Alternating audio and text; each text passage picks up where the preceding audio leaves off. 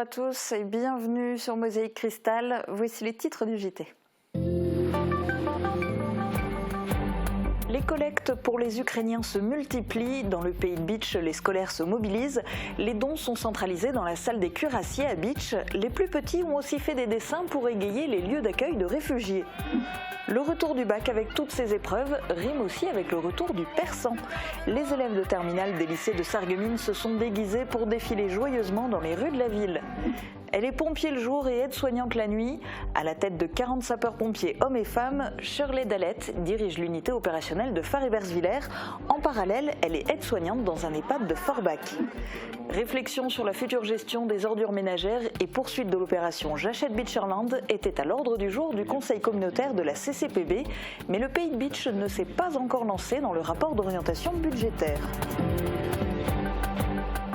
Et ce conseil communautaire fait l'objet de la chronique de David. Pour le moment, la communauté de communes du Pays de Bitche n'a pas décidé de quitter le SIDEM. Non, pas encore Julia, les dossiers sont au stade de réflexion. Une étude a été présentée hier soir, on va en parler. Eh bien, tu vas nous expliquer ça dans quelques minutes.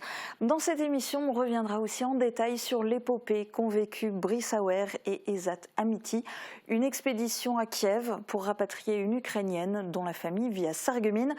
Une interview long format à découvrir tout à l'heure. Les gestes d'entraide se multiplient. À Bitche, c'est un énorme élan de solidarité qui s'est organisé. La commune et plusieurs établissements scolaires ont effectué une collecte pour soutenir le peuple ukrainien. Hier, des représentants du lycée Tessier et du collège Kiefer, accompagnés d'agents de la commune, ont rassemblé le matériel à la salle des cuirassiers avant son expédition aujourd'hui, dans un premier temps vers Metz. Les détails de cette opération dans ce reportage de Thibaut Desmerlet.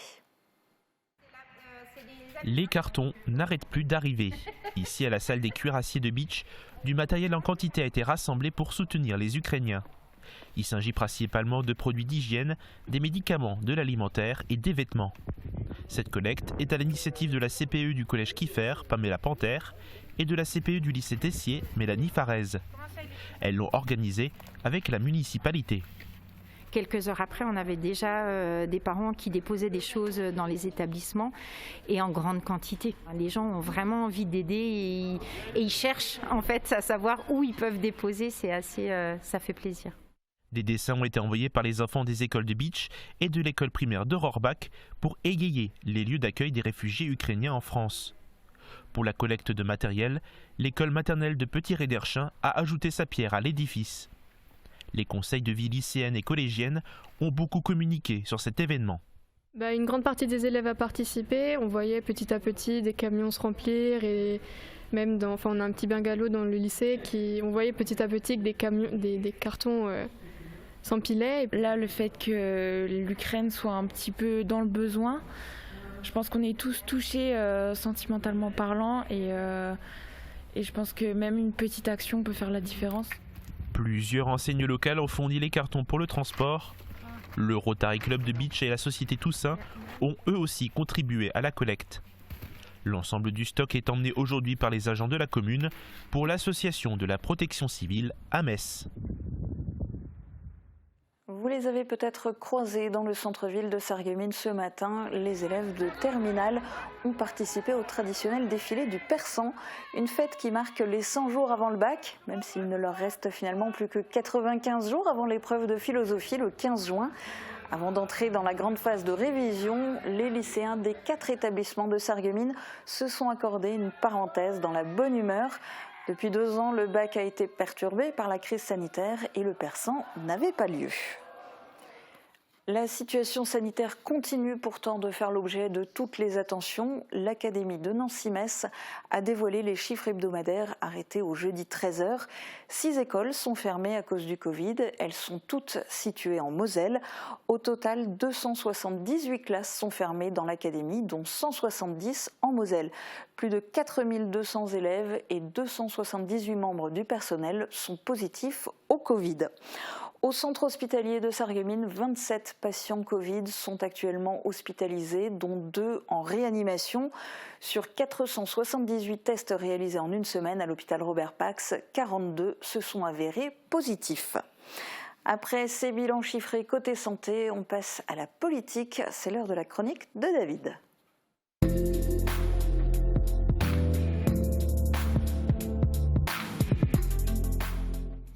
20 points étaient à l'ordre du jour de ce conseil communautaire du Pays de Bitche. Pas de rapport d'orientation budgétaire, pourtant qui est nécessaire pour le vote du budget primitif. La date limite de vote du budget, c'est le 15 avril. D'autres conseils auront sûrement lieu prochainement, Julia, pour organiser ces points. En revanche, il y avait plusieurs points sur les ordures ménagères. On revient dessus après ce résumé de séance. Première séance de l'année du Conseil communautaire du Pays de Bitche. 19 points à l'ordre du jour et un 20e ajouté en dernière minute. La communauté de communes a voté le versement d'un don de 10 000 € à la Croix-Rouge française dans le cadre de son opération Urgence Ukraine. La séance a démarré par l'installation du nouveau maire de Bousswiller, Manuel Leoncini, au conseil communautaire. Le plus gros de la séance a tourné autour du volet ordures ménagères, en pleine réflexion sur sa future gestion et organisation. L'entreprise Verissima va se développer en zone d'activité de Rohrbach. Pour cela, l'entreprise va acquérir une surface de 2,59 hectares pour la somme de 109 200 €. Le projet comprend une unité de fabrication, des bureaux et un showroom. Enfin, dans un souci de promouvoir le territoire, vont être créés des bons d'entrée des sites communautaires en marque blanche. 1000 bons seront ainsi distribués. Ceci concerne en particulier les bénévoles qui œuvrent aux côtés de la communauté de communes.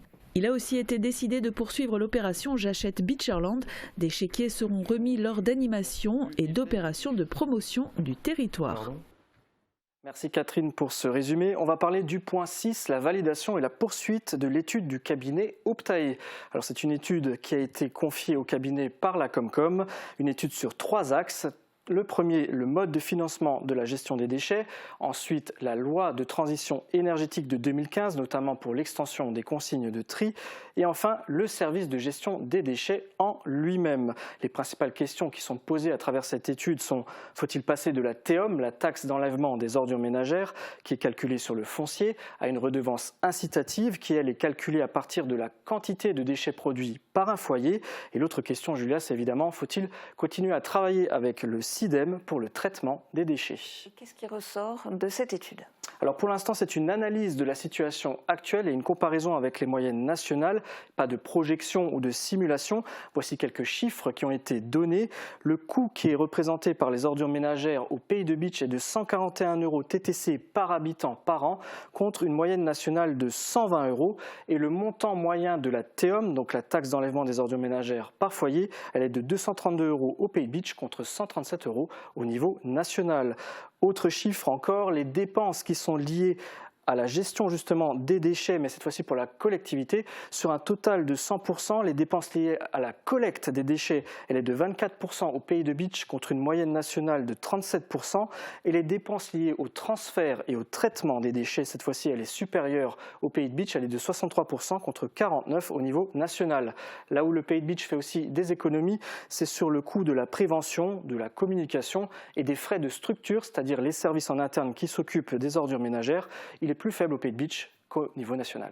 Mais dans l'ensemble, ces chiffres du coup ne sont pas favorables à la TEOM ni au SIDEM. En effet, Julia, mais ça ne signifie pas non plus que la redevance incitative ou un autre organisme de traitement des déchets serait moins cher. L'étude doit se poursuivre. On parlait tout à l'heure de la loi de transition énergétique. Un de ses objectifs, c'est d'avoir 50% de la population au niveau national qui est concernée par la redevance incitative d'ici 2025. Il y a également un plan régional qui a été mis en place en 2019 avec le même objectif, mais un pourcentage plus faible, 37% d'ici 2025. Et en cas de passage à la redevance incitative, la Comcom du Pays de Bitche pourra obtenir des aides de l'ADEME, l'Agence de l'environnement et de la maîtrise de l'énergie. Y a-t-il eu des réactions?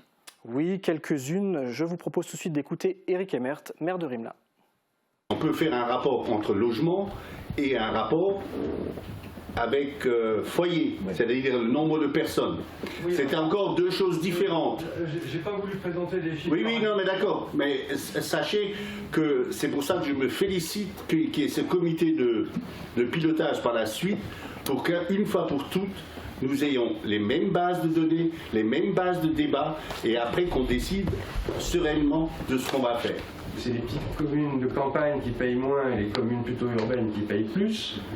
On risque de reporter mécaniquement la couverture des coûts et la suppression de la contribution des communes. finalement sur ceux qui payaient moins, c'est-à-dire les ruraux.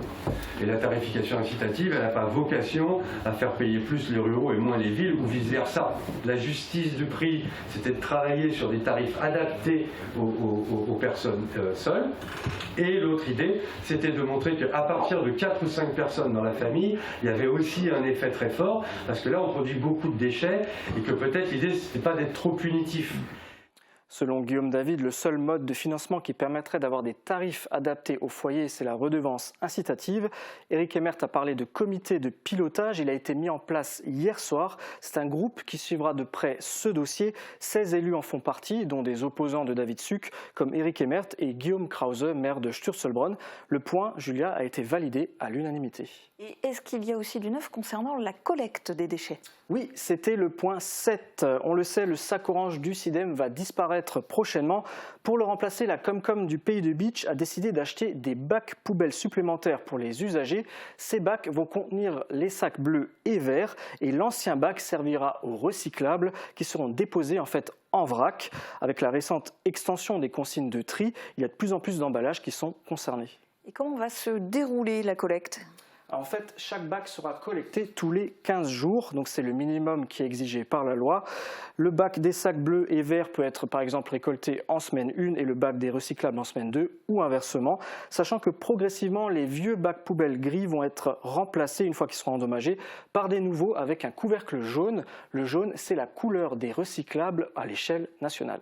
Alors, quand ce système prendra-t-il effet dans le Pays de Bitche ? Très bientôt, puisqu'il prendra effet le 30 mai 2022. Et d'ailleurs, c'est un point aussi qui a été adopté à l'unanimité. Et qu'en est-il alors du SIDEM ? Le SIDEM, c'était l'intitulé du point 8, poursuite de la collaboration avec le SIDEM. Poursuite ou non, telle est la question. On sait qu'entre le Pays de Bitche et le SIDEM, ce n'est pas vraiment l'amour fou. Selon les chiffres de l'ADEME, le SIDEM est le syndicat avec le coût le plus élevé de la région Grand Est, soit 127,40 € hors taxes par habitant par an. Mais hier soir, la décision de sortir ou non du SIDEM n'a pas été prise. Mais de quoi était-il question alors ? Il s'agit en fait de mettre en place une première étape, c'est-à-dire entrer en discussion avec le SIDEM et analyser le coût d'une éventuelle sortie. Je vous propose de regarder justement ces quelques réactions. On prend acte, moi je prends acte de cette proposition, mais je ne valide pas tant que le comité de pilotage n'a pas statué sur ce sujet. Il faudrait étudier une autre alternative pour que, quelque part, on puisse comparer les coûts et anticiper économiquement et techniquement demain la destination de nos ordures ménagères qui sont ramassées. Ce qui nous a un peu rassurés, c'est évidemment le travail du bureau d'études au travers des moyennes et des coûts globaux. Je renvoie aux travaux que nous avons eus avec la conférence des maires et du président de la communauté de communes de Sarrebourg, où des coûts ont été évoqués et on est évidemment dans d'autres moyennes. Donc on sait que d'autres modes opératoires devraient pouvoir nous générer un peu d'économie. Concernant le coût de sortie, le chiffre de 5 millions d'euros a déjà été évoqué les années passées, mais une analyse plus poussée est nécessaire pour connaître le chiffre exact. De toute manière, Julia, adhérer à un autre syndicat coûterait de l'argent à la Comcom, et donc forcément, dans un premier temps, il y aurait un endettement de la collectivité si jamais elle sort du SIDEM et adhère à un autre syndicat. Ce dossier est également à la charge du comité de pilotage dont on parlait tout à l'heure. L'objectif, c'est de prendre une décision cette année, en 2022. Le point a été soumis au vote. Il y a eu 3 abstentions et 1 voix contre. Et y a-t-il un autre point de ce conseil communautaire que tu voulais aborder aujourd'hui ? Alors oui, très rapidement, parce que je ne veux pas monopoliser non plus le temps d'antenne, la Comcom va acheter un terrain en zone d'activité à Volminster. L'objectif, c'est continuer de développer l'activité économique, mais comme il s'agit d'un terrain agricole, cela a créé un débat. Faut-il continuer à développer ces zones au risque de faire de la surconsommation foncière ? Dans le contexte actuel, les ressources se font de plus en plus rares et chères. Ne faudrait-il pas laisser les terrains à leurs exploitants ? C'est un sujet intéressant qui concerne également le PLUI. C'est donc une affaire à suivre, Julia. Le point a finalement été adopté. Il y a eu tout de même 10 voix contre et 7 abstentions. Eh bien, merci beaucoup David pour toutes tes explications et puis on va te revoir très bientôt et plusieurs fois puisque la CCPB va devoir rapidement plancher sur le rapport d'orientation budgétaire avant de pouvoir voter son budget primitif. Date limite le 15 avril. C'est ça. Bon, je vous propose maintenant de faire la connaissance de Shirley Dallette, 43 ans à la tête de l'unité opérationnelle de Faribergevillers où elle dirige 40 sapeurs-pompiers, hommes et femmes. Alors le jour, elle se consacre à la vie de caserne, rythmée par les interventions, et la nuit, elle revêt sa tenue d'aide-soignante à l'EHPAD Les Cerisiers de Forbach. 2 uniformes différents pour 2 métiers très prenants, mais avec un dénominateur commun, le contact humain. Son portrait est signé Émilie Capodici.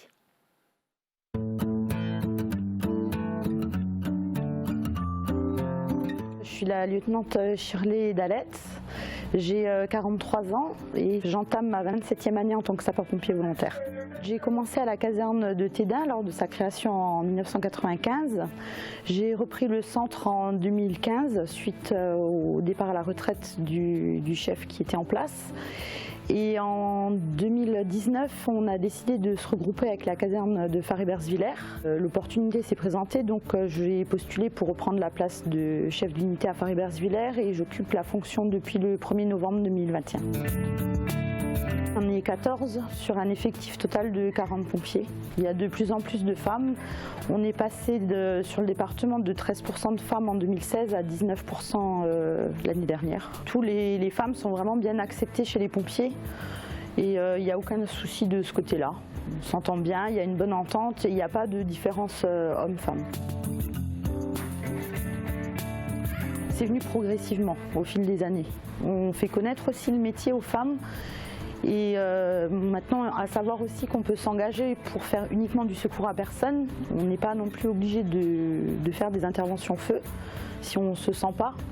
Et il y a eu vraiment beaucoup de promotions et le SDIS va dans ce sens pour que les femmes intègrent les pompiers. Les femmes, elles ont autant leur place que les hommes. On a besoin de femmes, on a besoin des hommes. Les hommes ont plus la force physique, c'est vrai. Les femmes, elles ne déméritent pas non plus de ce côté-là, mais c'est vrai que des fois, surtout sur du secours à personne, c'est bien d'avoir une femme avec, notamment dans la prise en charge des enfants ou justement des victimes féminines. L'écoute, et puis elle a une autre approche vis-à-vis des enfants qu'un homme.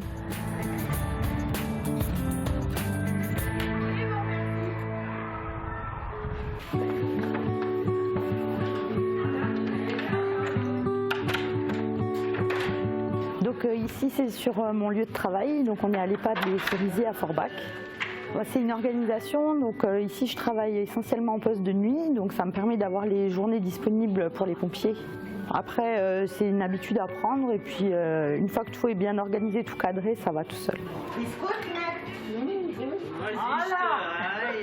C'est un peu semblable parce que bon, il y a le contact avec les personnes et faut avoir beaucoup d'empathie, autant dans le métier d'aide-soignante que dans le métier de sapeur-pompier, c'est important.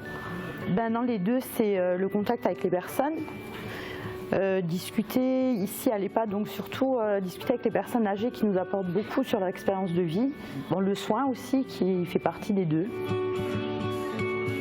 Voilà. Je pense que toute femme doit suivre ses rêves, plus importe les obstacles qui se présentent devant elle. On jette un œil aux prévisions météo et vous allez ensuite regarder l'interview long format de Brice Auer et Zatamiti de retour d'Ukraine. Une interview enregistrée hier après-midi pour des questions d'emploi du temps, mais réalisée dans les conditions du direct. À découvrir dans un instant. Couverture et zinguerie, une toiture Moder Habitat apporte sécurité, protection et pérennité par tous les temps. Retrouvez votre programme avec le Crédit Mutuel, partenaire des grands événements de votre région. Une banque qui appartient à ses clients, ça change tout. Bonjour tout le monde, le temps sera un peu plus mitigé ce week-end que ce qu'on a eu l'habitude d'avoir cette semaine. Quelques nuages seront présents en cours de journée et des averses seront même possibles sur l'ouest du département. Mais sur Sarreguemines et le Pays de Bitche, le beau temps devrait encore être de mise. Fini les températures négatives, pour les minimales, elles iront de 3 à 5 degrés et les maximales de 13 à 15 degrés. Demain, nous fêtons les Justines et il fera jour de 6h54 à 18h35. Passez tous une belle journée et à demain. C'était votre programme avec le Crédit Mutuel, partenaire des grands événements de votre région. Une banque qui appartient à ses clients. Attention les doigts là, c'est chaud. Non, attention, pas trop près, tu vas avoir mal aux yeux. Non, c'est pas bien ce que tu fais, ça se mange pas.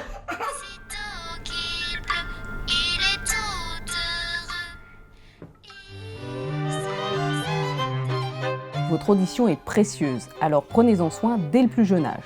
À l'occasion de la Journée nationale de l'audition, venez vous faire dépister gratuitement chez AVS Audition. AVS Santé, notre métier, vous accompagner. La Table de Véro, votre restaurant cosy, chaleureux et convivial à Haute-Villers. Régalez-vous avec des plats gourmands, faits maison, à base de produits locaux. Notre sympathique équipe vous accueille les lundis, jeudis et tous les week-ends pour un repas réussi entre amis ou en famille. La Table de Véro, l'adresse incontournable à Haute-Villers. Grâce à mes appareils auditifs connectés, plus rien ne m'échappe à la télé. Les aides auditives nouvelle génération se connectent à différents accessoires. Et je ne louperai plus aucun appel de mes petits-enfants. Allô mamie? Comment ça va? Arthur, ouais, je suis trop contente de t'entendre. Avec la connexion Bluetooth, vous pouvez recevoir directement vos appels téléphoniques dans vos appareils auditifs pour une conversation plus claire.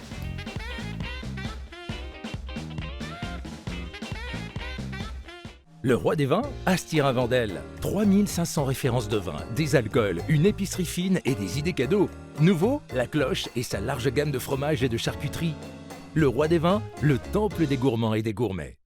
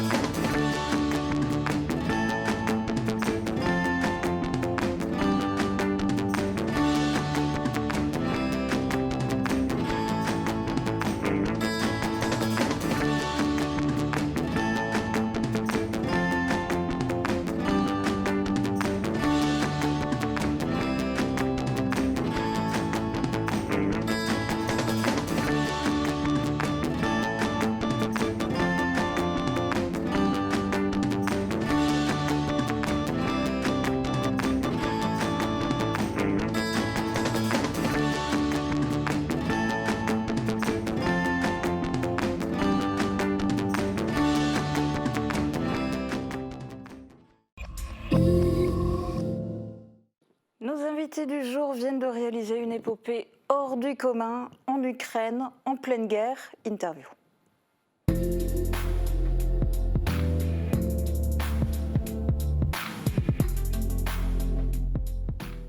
Alors, récit d'une épopée en Ukraine, tout a commencé il y a tout juste une semaine, vendredi 4 mars, en mairie de Sarreguemines. Brice, vous y étiez pour un rendez-vous professionnel, a priori rien à voir avec l'Ukraine. Que s'est-il passé? C'était même le jeudi, la veille, on avait une réunion de travail avec effectivement monsieur le maire et puis les différents adjoints. Et à un moment donné, il y a quelqu'un qui vient voir monsieur le maire pour dire on a un souci, on a une famille ukrainienne qui est là. Avec les deux enfants, la maman, et il y a une des filles qui est restée à Kiev et qui a la possibilité de rejoindre effectivement sa maman. Alors cette fille, c'est Alina. En quelques mots, c'est qui Alina? Alors Alina, je ne connaissais pas. Quand on est venu, on m'a parlé d'une fille à aller chercher. Donc je ne me suis pas posé plus de questions que ça. Alina, c'est simplement quel âge? Qu'est-ce qu'elle faisait à Kiev? Alors au début, moi je pensais que c'était une toute jeune, toute jeune de 19 ans. À Kiev, elle était restée parce qu'elle avait 30 ans. Donc elle est restée simplement pour continuer, parce que la guerre est arrivée. Sa maman et ses deux frères étaient déjà en France depuis quelques mois. Et elle était restée simplement au pays pour travailler à 30 ans, quoi. Alors, on est bien d'accord, vous ne connaissiez absolument pas Alina, ni sa famille d'ailleurs. La guerre en Ukraine avait été déclenchée depuis une semaine. Et quelque part, je dirais, malgré tout ça, pour vous, c'était une évidence d'y aller. C'est pourquoi vous? On pose la question au maire et à ses adjoints, écoutez, est-ce qu'on a une solution à trouver?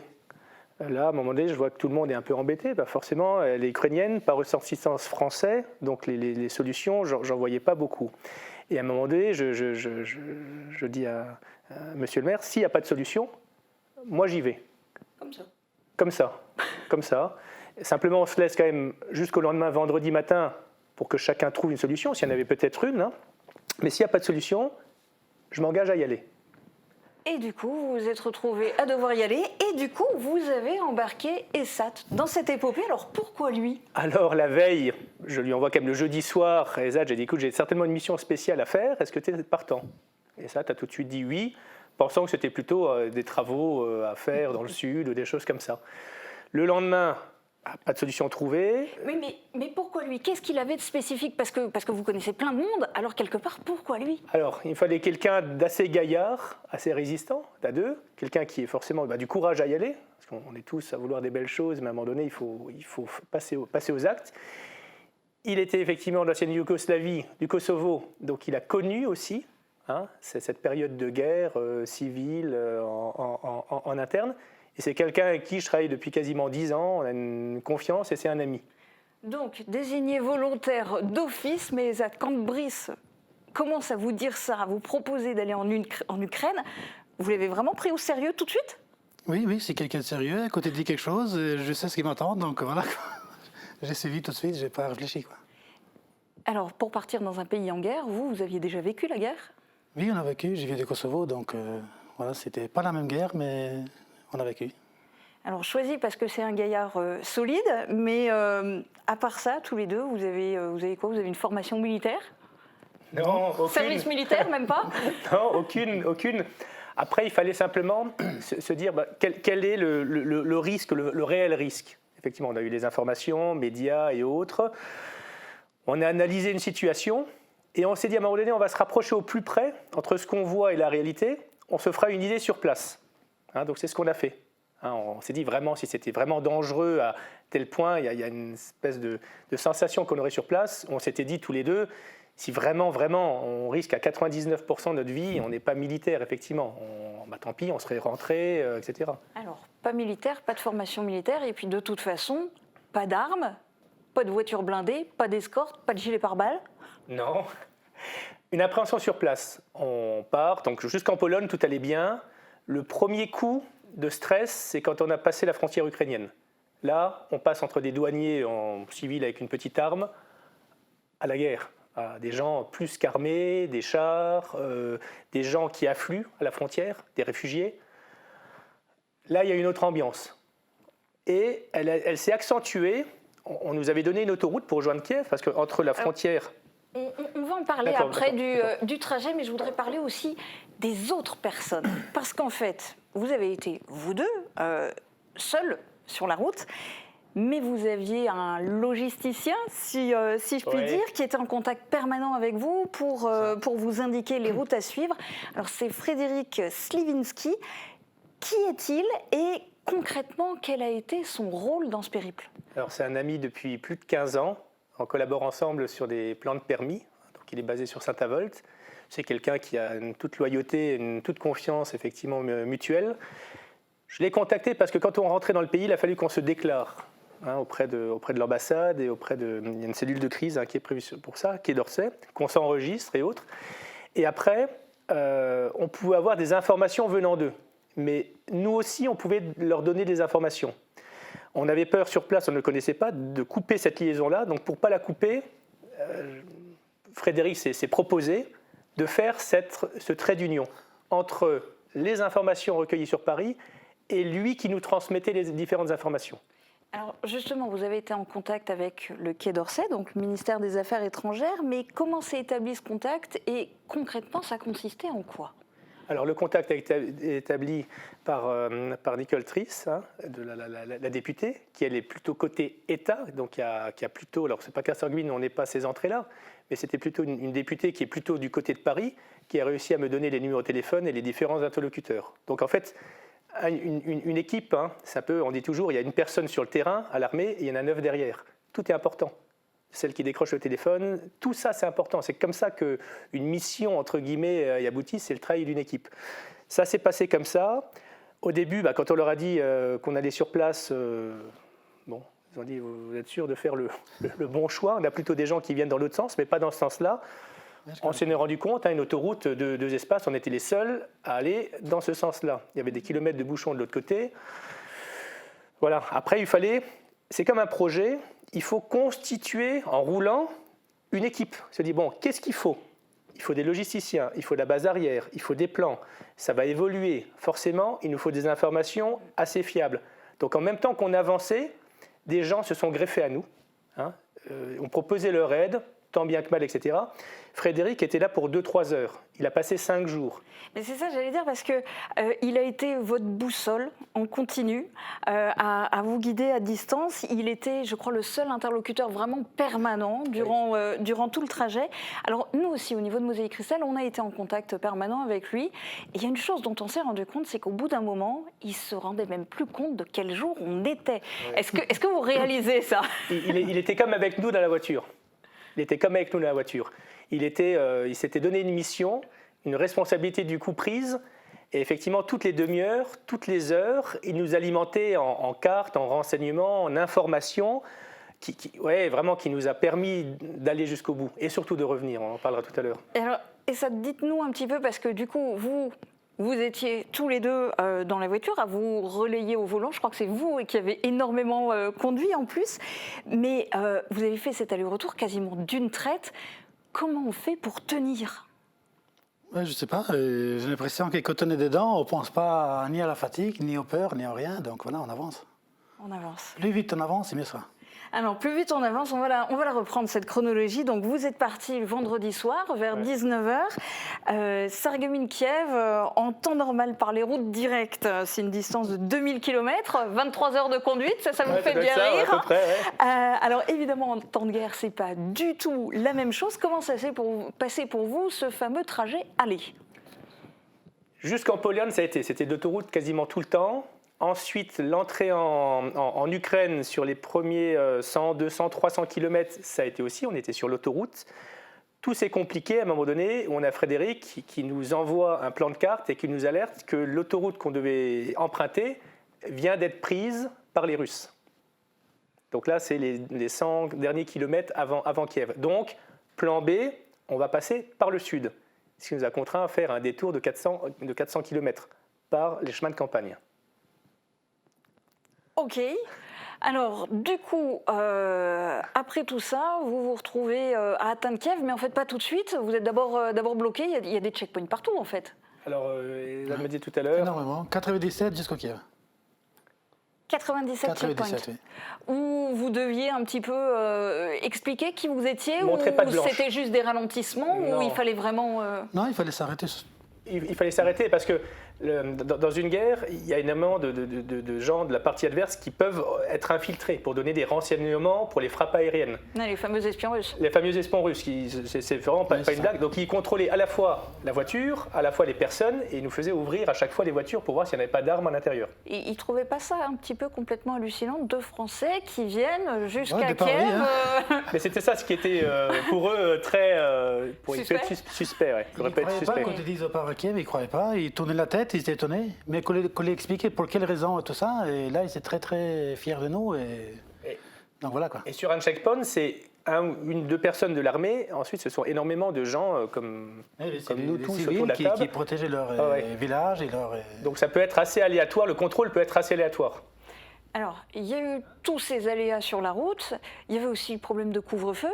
En fait, vous arrivez à Kiev, mais vous n'arrivez pas vraiment, quoi. Non, on arrive, alors le couvre-feu était à 20h, on a décidé de rouler encore pendant 2 heures pour se rapprocher le plus possible de Kiev pour être le lendemain assez tôt finalement à la Donc là, on est déjà le samedi soir. Le samedi soir, alors dans l'actualité qu'on recevait, donc l'Est, le Nord-Est, le Nord, le Nord-Ouest et l'Ouest, du coup avec l'autoroute, étaient prises. Donc le seul point finalement d'entrée, c'était le Sud. On imagine vraiment tout autour encerclé. On se dit, bon... Il y a le couvre-feu qui permet de rentrer dans la ville à 7h du matin. On va essayer de devenir le plus proche possible. Donc on s'est rapproché une trentaine de kilomètres.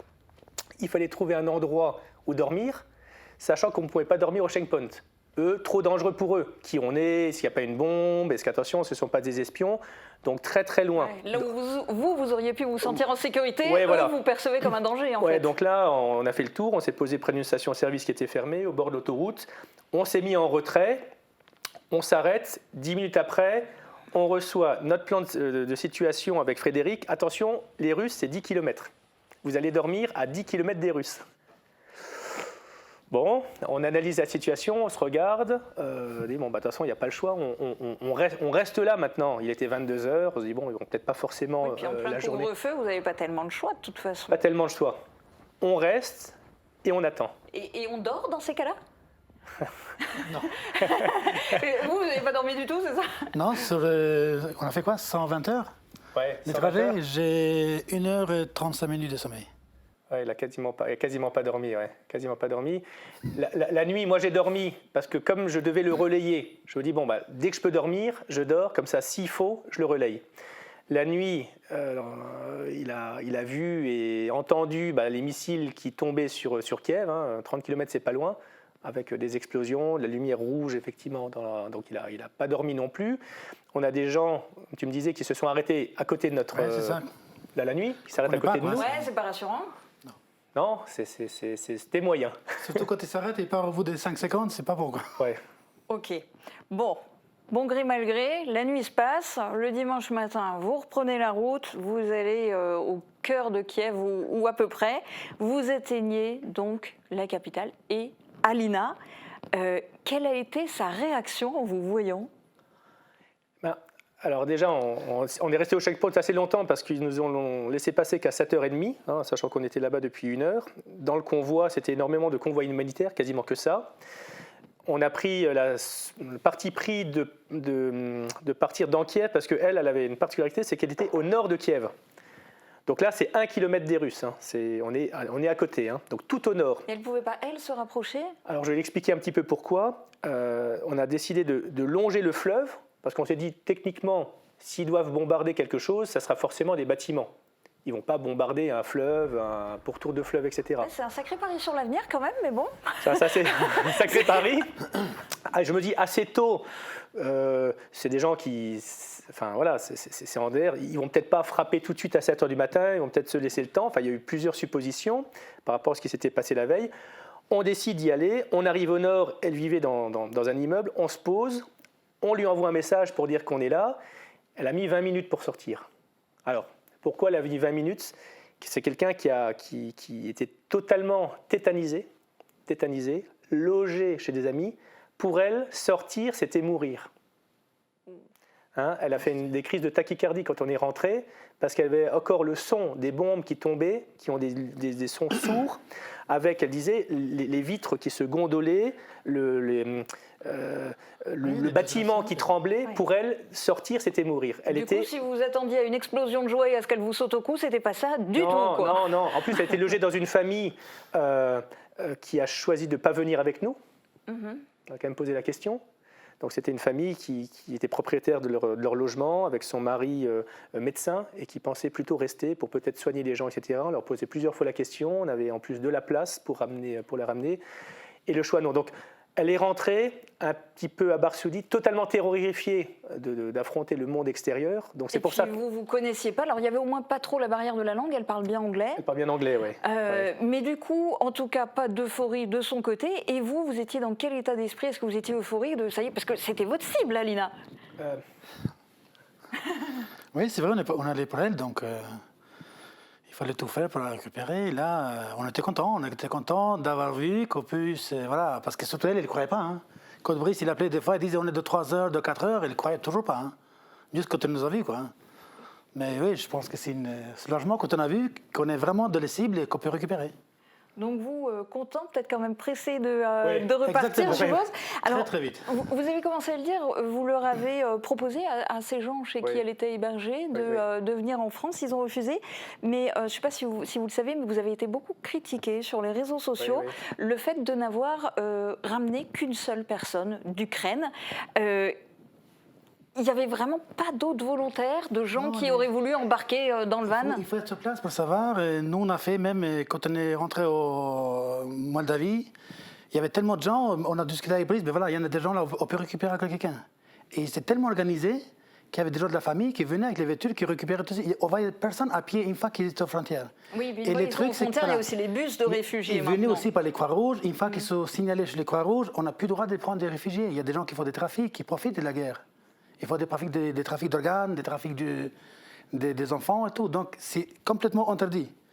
de toucher quelqu'un, de prendre avec la main, via de la voiture. Non, c'est tout organisé. Il y a un vrai commerce de la guerre. Donc les gens avaient peur de faire confiance. Et comme tu disais, on pouvait rentrer dans une voiture et plus aller là où on voulait.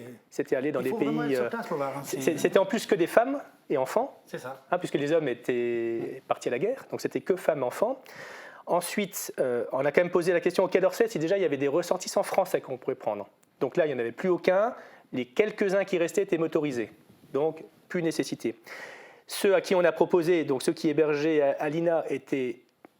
Je pense qu'ils vont attendre le dernier moment pour partir, parce qu'ils étaient attachés à tout ce qu'ils ont payé dans toute leur vie. C'est leur pays, c'est leur économie, etc. Donc attachés. En espérant qu'ils ne le payent pas de leur vie. Ouais, le bâtiment a été bombardé le lendemain. On ne sait pas, on n'a pas d'informations à savoir s'ils sont encore en vie ou non. Ensuite, autre chose, il y a des ONG qui sont là pour ça, parce que c'est une question d'organisation. Vous prenez des gens, vous les mettez en voiture et vous arrivez 2500 km plus loin en France. Il faut hébergement, éducation, enfin, il y a tout ça derrière. On a croisé personne sur la route. Personne. Les gens qu'on voyait dans les images marcher sur la route, c'est quand les bus arrivaient aux frontières, 3-4 km avant, et qu'il y avait 20 heures de queue. Donc ils se sont dit, ou on part à pied et on marche 1 heure, ou on fait 20 heures ou 30 heures de queue dans les bus. Ensuite, ils étaient accueillis, et il y a toute une vraie logistique derrière. Nous, on n'était pas équipés à cette logistique-là. En tout cas, on a croisé personne. Les aides qu'on a proposées, les gens ont préféré rester, et il n'y avait plus de ressortissants étrangers. Et aux frontières, comme tu disais, ils étaient assez bien organisés. Il y a donc des garçons, des hommes de moins de 60 ans, qui venaient déposer leur famille, leurs femmes, leurs enfants aux frontières. Elles passaient à pied les frontières, et de l'autre côté, il y avait des voitures qui les réceptionnaient pour être hébergées, je pense, dans les pays limitrophes. Donc en fait, ça, entre ce qu'on voyait et la réalité... Oui, et puis sur les réseaux sociaux, ça va très vite de critiquer, on le sait. Alors il y a plein de gens aussi qui ont salué votre exploit, mais ceci dit, tant qu'on est dans les critiques, il y a beaucoup d'internautes, Brice, qui vous reprochent d'avoir transformé cette épopée en un énorme coup de com', une campagne publicitaire complètement inédite. Vous leur répondez quoi ? C'est vrai, c'est un énorme coup de com' pour le courage et le partage. Effectivement. Si ça peut servir effectivement à ça, à se dire qu'aujourd'hui, vous voyez là, les gens sont très individualistes. Très individualistes. Il faut faire les choses. Nous, on n'est qu'un maillon. Moi, je me sentais, avec ESAT, d'aller sur place. Mais là, on a eu des contacts pour loger les gens, pour l'éducation, etc., etc. Il faut juste faire. Si ça a permis à un moment donné, je vois alors, c'est comme quand vous allez au restaurant. Les gens qui sont contents, ils ne mettent pas d'avis. Les gens qui sont mécontents.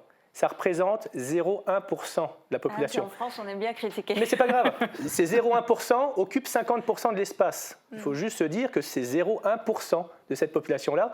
Les 99,9% qu'on a eus, ce sont des gens qui ont trouvé des habits, trouvé des logements, frais d'éducation. Pour Alina, il y a vraiment une vraie succession derrière. Ça a une répercussion mais énorme du courage.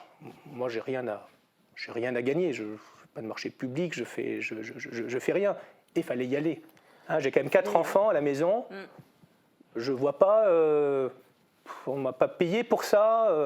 On ne vend pas des t-shirts dans le monde entier, etc. Donc, mais les critiques sont nécessaires. Il faut juste que ces gens-là, à un moment donné, qu'ils fassent un petit quelque chose aussi. Eux, un tout petit. Il ne faut pas forcément faire 5000 km, etc. Vous leur dites arrêtez de critiquer, agissez, quoi. C'est juste ça, mais un petit truc. Alors, on va revenir à la chronologie, si vous voulez bien, parce que du coup, vous êtes à Kiev, vous avez récupéré Alina et son chat. Parce qu'il y avait son chat aussi. On est dimanche matin, vous récupérez Alina et son chat, et là, en fait, vous êtes loin d'être tiré d'affaire, puisque vous êtes au nord de Kiev, il faut rentrer, et le trajet du retour, en fait, il s'avère encore bien plus compliqué. Oui, c'est vrai. Pour le retour, c'était plus compliqué. Le retour, oui. Donc, on repasse par là où on était passé 2 heures avant, le checkpoint. Et là, pareil, Frédéric nous renvoie effectivement une alerte, c'est qu'on ne peut plus repasser par l'endroit par lequel on est venu, c'est-à-dire l'ouest. Parce que des villes sont en train d'être bombardées.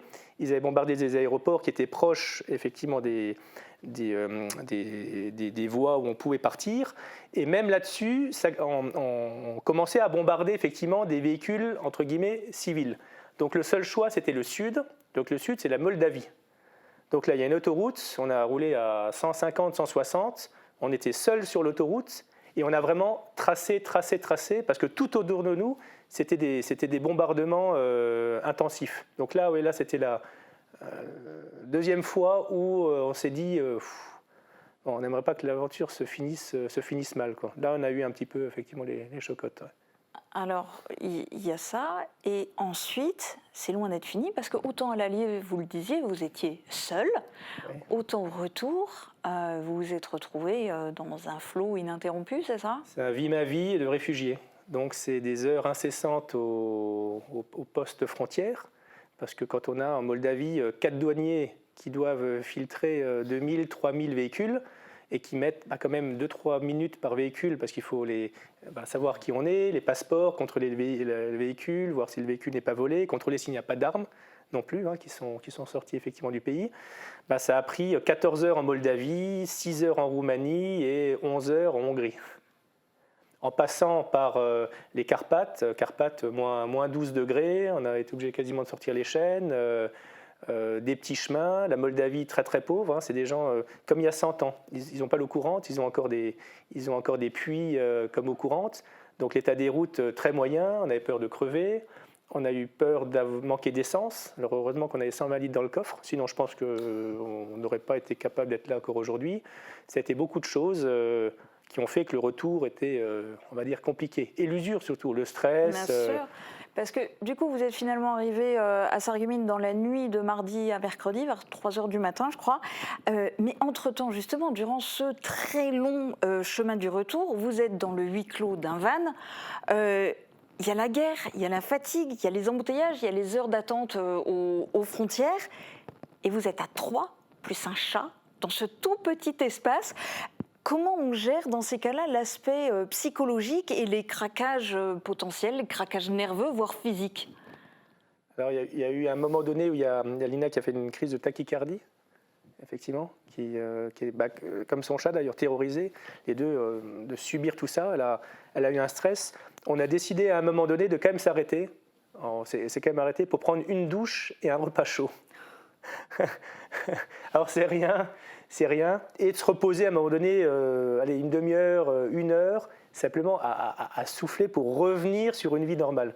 Mais rien que la douche, c'était tout, d'avoir des habits où ça sent bon, etc. Parce que là, ça fait quand même depuis 2-3 jours où on avait quasiment les mêmes habits, on n'osait pas sortir, on faisait rien.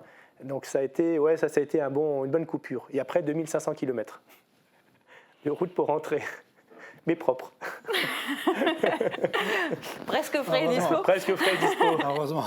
Alors, Brice, moi j'ai eu l'occasion aussi de vous interviewer lundi midi en direct sur Mosaic Cristal quand vous veniez de franchir la frontière, d'entrer en Union européenne via la Roumanie. Et dans cette interview, à un moment, vous m'avez dit que ce qui vous a le plus marqué dans tout ce périple, quelque part, ça a été de voir ces hommes ukrainiens dire au revoir à leurs proches, dire au revoir à leurs enfants et partir combattre. Vous-même, vous avez des enfants, ils ont quel âge et vous leur avez dit quoi avant de partir en Ukraine? Alors, 10, 11, 12, 14, famille recomposée. Les plus grandes étaient au courant. Les miens, je ne les ai pas prévenus. Ni la maman, ni les miens, je les ai volontairement pas prévenus pour pas créer du stress, entre guillemets, pas inutile, mais du stress. Donc je les ai pas prévenus. Après, on pense vraiment la mission, on n'est pas militaire, c'est certain, mais on pensait vraiment, on a donné une parole, on a voulu aller à la parole, et on a voulu arriver jusqu'au bout de la mission. On ne se pose pas toutes ces questions. On veut, voilà, alors on n'a sauvé qu'une vie. Mais le prix de la vie, c'est quoi? On en a sauvé une. Si on n'avait pas eu toutes ces coïncidences d'être avec le maire, d'avoir ces Ukrainiens en détresse, parce qu'elle pleurait quand même depuis 4 jours, cette maman, etc. Il y a eu beaucoup de choses. On a dit on y va. On n'a sauvé qu'une personne. C'est déjà une personne, effectivement. Après, la détresse, oui, on l'a vu. Donc vous avez des gens militaires, gens comme nous, qui disaient au revoir des enfants en bas âge à la maman. Donc eux partaient effectivement avec les voitures direction la frontière, Et le mari et le conjoint partaient de l'autre côté Retourner armés, combattre. sachant qu'ils avaient des fois pas une formation militaire forcément. Bien sûr. Et vous, Ezat, est-ce que vous avez des enfants et qu'est-ce que vous avez dit à vos proches avant de partir? Moi, j'ai mon épouse qui est au Kosovo en ce moment, avec les petits, qui a 6 ans. J'ai quand même appelé pour lui dire comment j'y vais, parce que j'avais pris la décision tout de suite. Oui, elle n'a pas vécu, c'était pas facile pour elle. Pour 2-4 jours non plus, elle n'a pas dormi. C'est difficile, mais on ne pense pas à tout ça. Quand on prend une décision, si on commence à réfléchir à tout, on ne fait rien de la vie. Alors même sans forcément y réfléchir, mais au cours de tous ces jours sur la route, il n'y a pas eu un seul moment où vous vous êtes dit « mais qu'est-ce que je fais là ?» Non, jamais, jamais. J'ai été même interviewé par une chaîne de télé au Kosovo. Ils m'ont posé la question pourquoi en Ukraine. Mais j'ai dit, il n'y a pas qu'en Ukraine. Même si ça se passe, c'est une personne qui est russe et qui est de détresse et qui est quelqu'un de normal, qui n'est pas... Voilà, donc au fait, pour moi c'était un humain, c'était pas une femme, une dame, un monsieur, un petit. Pour moi, il m'a appelé, c'est un ami. Il m'a proposé les lettres, j'ai dit ok, sans souci, dis-moi juste à quelle heure on repart. Donc voilà, c'est tout. Il fallait aller sauver une personne, peu importe qui est cette personne. Mais on savait qu'il est en détresse, il a besoin de nous. Et vous, Brice, il n'y a pas eu un seul moment, une seule seconde où vous vous êtes dit « mais qu'est-ce que je fais là ?» On ne pense plus à ça. On est trop fatigué pour se rendre compte. Non, on ne pense plus, on y va. On s'est engagé, mais c'est comme dans la vie finalement. On dit, on fait. Et alors aujourd'hui, comment vous allez tous les deux? Est-ce que vous avez pu vous reposer? Est-ce que vous êtes remis de vos émotions? Moi, je crois que tout doucement, on va se reposer. On a le temps, donc c'est pas... alors...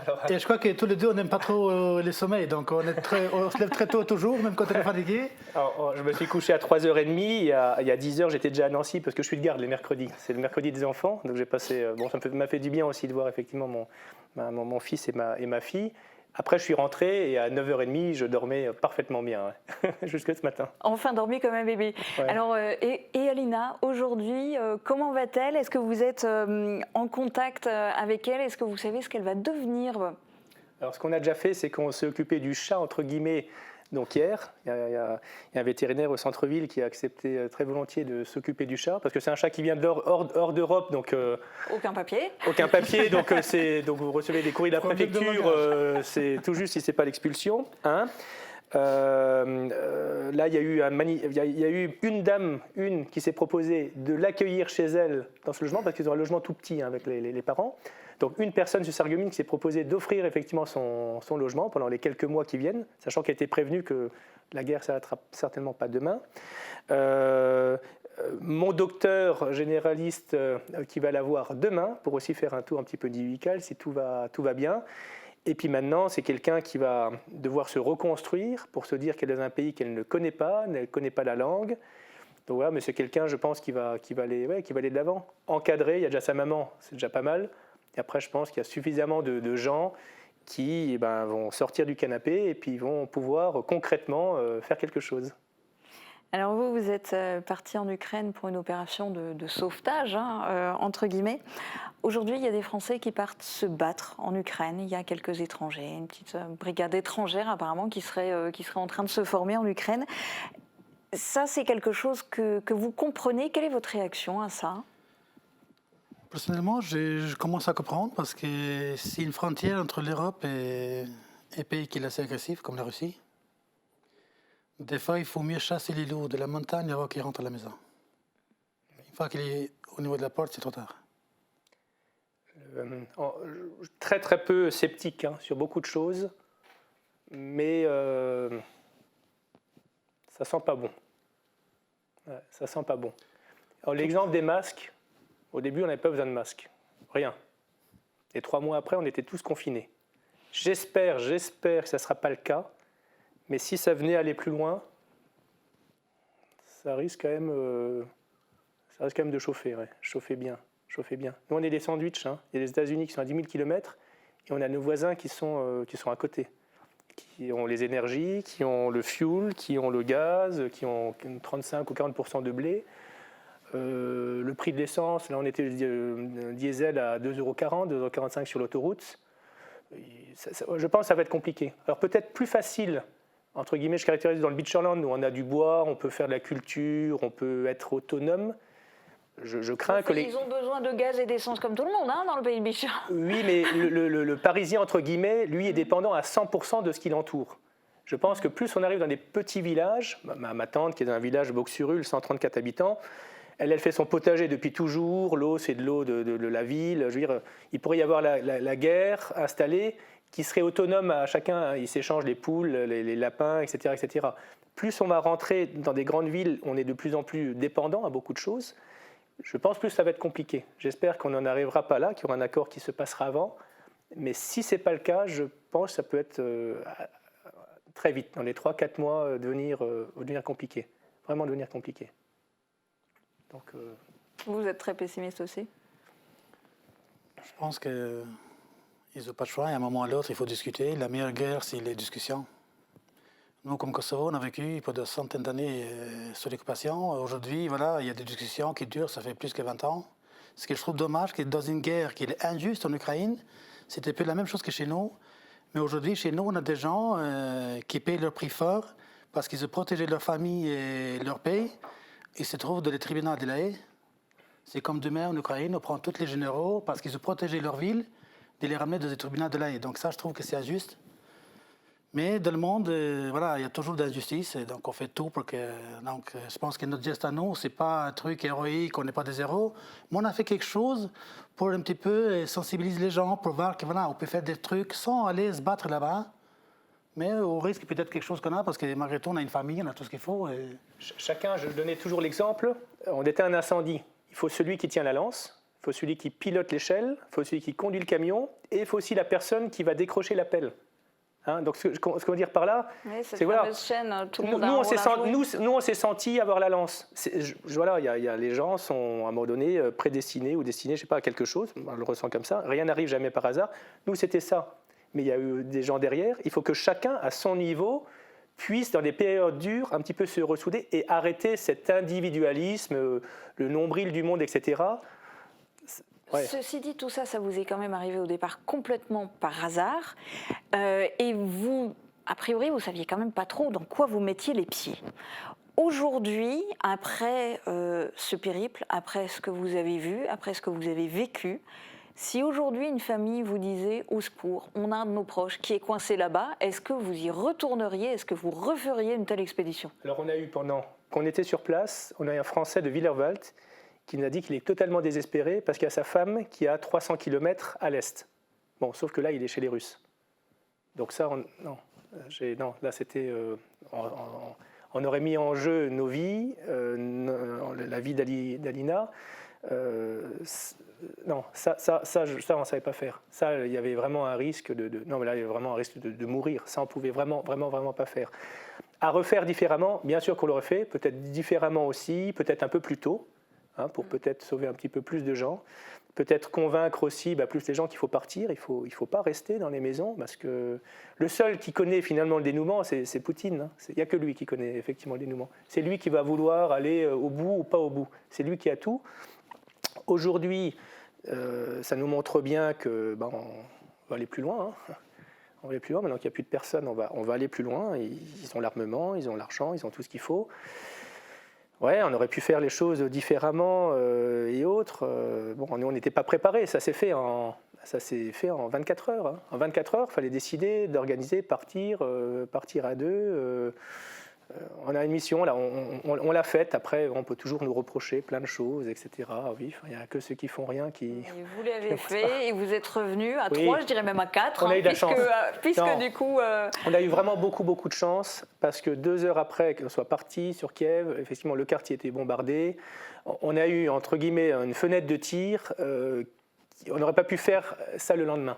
Je pense que le lendemain, on n'aurait pas pris la décision d'aller la chercher. Retourner maintenant chercher des gens, ça serait l'opération suicide. Là, ça serait vraiment suicidaire. Là, ça serait vraiment suicidaire.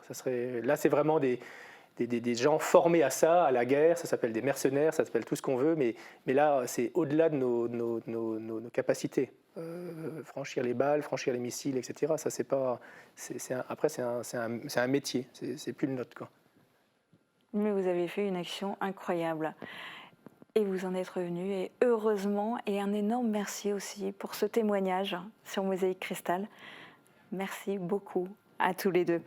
C'est une interview que vous allez pouvoir revoir et partager depuis la page Facebook et la chaîne YouTube de Mosaïque Cristal, et puis sur notre site internet aussi, mosaïque-cristal.tv. Très bonne journée à tous.